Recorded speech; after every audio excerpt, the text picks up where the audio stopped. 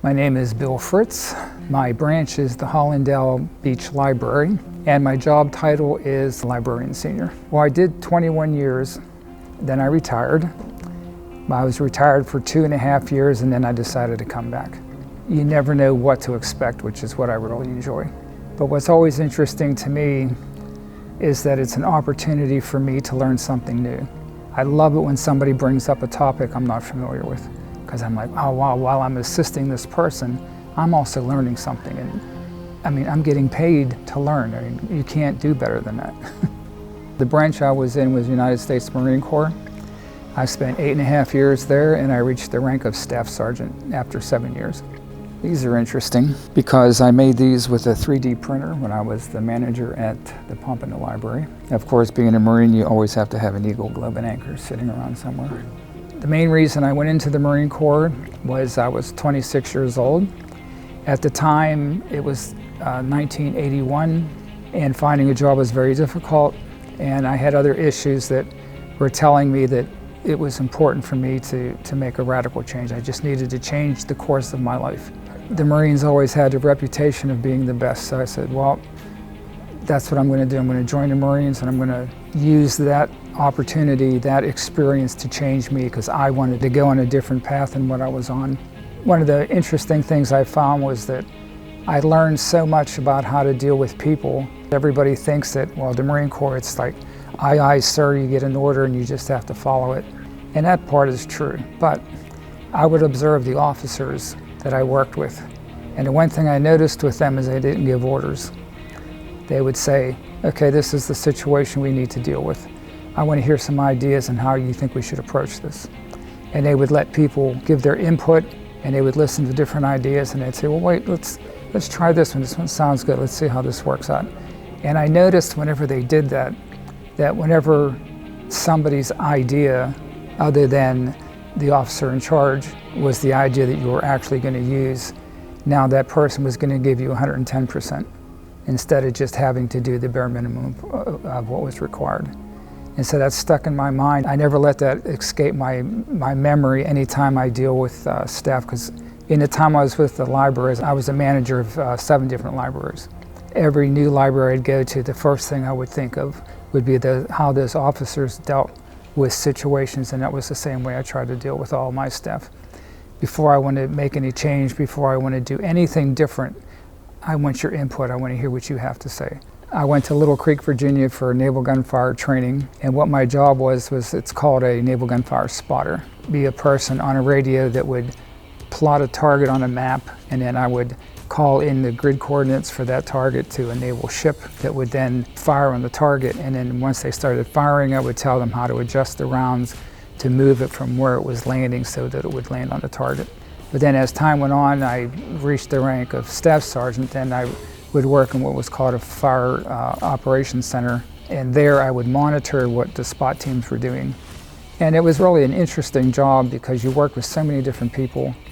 And the coordination between air and artillery and naval gunfire and ground troops, it's a very complex and involved process. It's very chaotic most of the time, but it's also surprising that it really does work well most of the time. The first place I was deployed to was on a naval ship. We were supposed to do what's called a NATO Med float, which means NATO Mediterranean. We would do what's called combined arms exercises with NATO forces. One of the first ones we did was in Denmark, and it's like a 3-day operation where we would join with Denmark military, and we would go through an exercise where we would engage an enemy and work together so that we would understand how each other communicates and how each other deals with different types of military situations. While we were doing that, they decided now that they wanted to send the Marines into Beirut, Lebanon. So about a month after being in Denmark, we flew in on helicopter. That was me in Beirut, Lebanon. It was an unusual job because, for one thing, we didn't know the language. There were, at any given time, 20 to 30 different factions that were loyal to your enemy one week and loyal to your friend the next week, and so it was a very fluid and complex situation. Here's another picture where we were rappelling off the building. Smoke coming up here. You can see how blown out the buildings are.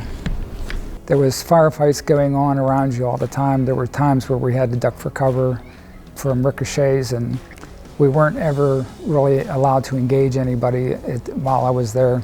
The concern was that they were worried about an accidental discharge and that creating some type of international incident, so they preferred that we do our patrols with unloaded weapons.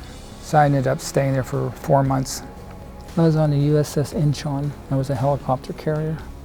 Before I went into Beirut, they had to do repairs on our ship, and we had to pull into Naples, Italy. So while they were repairing the ship, I had a chance to take a tour of the city of Rome, which was just phenomenal.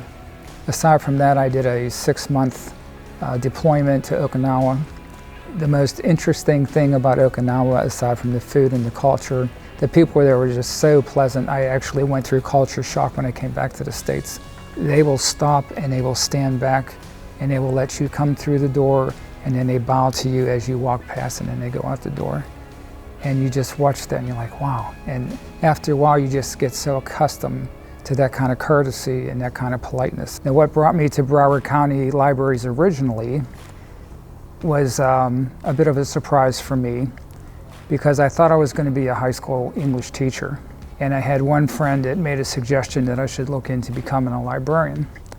Now, at first, I didn't think that would be a really good fit for me, but I had never really considered it. But the one friend of mine that I talked with mentioned that if you think about it, when you look at a library, you're looking at a place where people are coming to you for your assistance, where you're going to have the opportunity to help them, and you're going to have a captive audience. Unlike in a high school setting where a lot of the students that you would be working with really don't even want to be there. So whenever I thought about looking at it from that perspective, I decided that there was a possibility that this might actually be a job that was suitable for me. So I just decided I'm going to go for it. I signed up for the classes, and when I took my first reference class, I was hooked. When I learned about what a reference interview was and how you really search for information, I said, wow, this is just a scavenger hunt for information. So people come to you, they say, I need information on this, and then you're the person that goes out and you find it on the computer or you find it in a book, you direct them to where they can get that information. I said, wow, that sounds like it would really be a fun thing to do. I can't imagine where I would be today if I hadn't joined the Marine Corps, because I think it was just paramount in my development and in the courses that my life has taken. I went from a person who didn't have confidence, that felt that I had limitations, to a person that believed that I could do anything I wanted to as long as I decided I wanted to do it. And the Marine Corps was really the difference. It gave me the confidence and the belief that I can do it, and that it's so important for anybody with any choice that they make in their life as far as a career or just accomplishing anything. The hardest part is just deciding you're going to do it, because once you decide this is what I'm going to do, if you just stick to that idea and don't let anything dissuade you from completing it, you're going to get it done.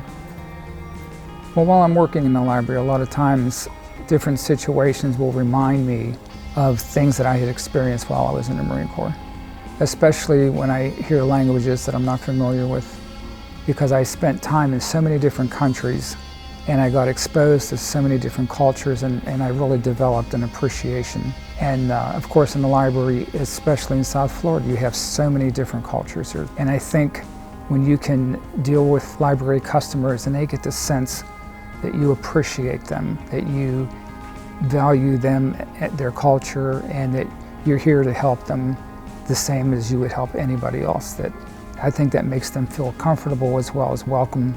And I think it's very important these days, especially, that the library really projects that image that we're here to help you. We don't judge anybody. All we're here to do is provide you the information that you need. And I think that's always been the hallmark of what the library wants to do, to educate, to help whoever comes through the doors with whatever need we can help with. We just need to continue to get that message out that that's what we're here for.